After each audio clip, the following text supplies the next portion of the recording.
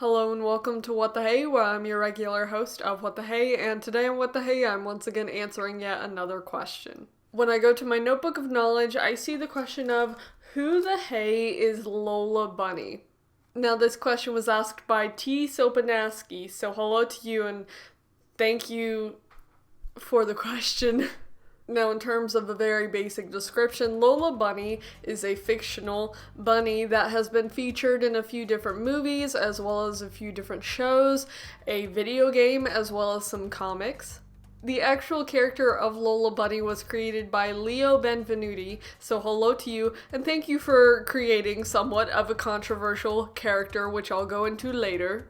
I'm gonna have the names of the different voice actors for Lola Bunny on the bottom, kind of, so you can see their names. But in total, there has been 6, so there's kind of been a range, but they've all done really well. For this section of the video, I'm gonna kind of actually give details about the character of Lola Bunny, and then go into some, news-related stuff. If you would like to celebrate Lola Bunny's birthday, that is on March 22nd, and then the year is 1994. But if you just want to give Lola Bunny a shout out, March 22nd is the day. Walter and Patricia Bunny are Lola Bunny's parents. I had no idea that they had parents, but apparently they do. And then in most cases, when Lola Bunny is featured in whatever type of media you're viewing, you'll usually see Bugs Bunny in there as well. The creators and basically any viewer who has seen Bugs Bunny and Lola Bunny together basically say, and it's pretty much a fact, that they're in a relationship. The type of relationship kind of depends on what media you're seeing Lola Bunny in, because some say they're just dating, some say they're just friends, and then some say they're married, so it just depends. I did want to mention there was a character originally known as Honey Bunny that was kind of the precursor to Lola Bunny. The problem with Honey Bunny was that the basic concept and overall appearance for that character was so similar to Bugs Bunny that creators essentially were like, we gotta change this because this is weird. I personally agree with the change in character appearance, because if you look at OG pictures of Honey Bunny with Bugs Bunny or separately, you would almost think that it's just Bugs Bunny but dressed as a woman. Additionally, if you're even a little bit familiar with Bugs Bunny, you know that Bugs Bunny has occasionally done cross-dressing, so it's it could just be Bugs Bunny, but in a different outfit. So I think the change in character appearance was a smart one. Now, the Lola Bunny that most people are familiar with initially debuted in the 1996 film known as Space Jam.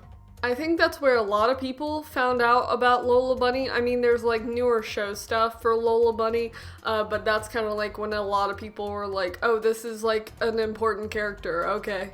In terms of their overall appearance, Lola Bunny has kind of that tan kind of cream color fur. They have long ears, and then it's been a very well-known thing that Lola Bunny has that feminine, just kind of overall body type, so that's what a lot of people typically associate with Lola Bunny.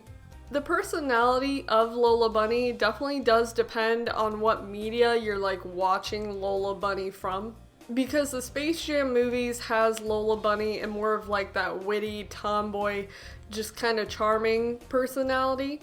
But if you're watching the Looney Tunes show that was from 2011 to 2014, Lola Bunny was more a lighthearted, silly, goofy character. The main thing a lot of people take away from Lola Bunny in terms of a character is that she's really into basketball. That's the big selling point. So this part of the video is personally my favorite, because now I'm gonna go into the problems that have come up with Lola Bunny. I kind of said it earlier, but one of the big things a lot of people know about Lola Bunny is that in the past, the character design of Lola Bunny is kind of a hot topic.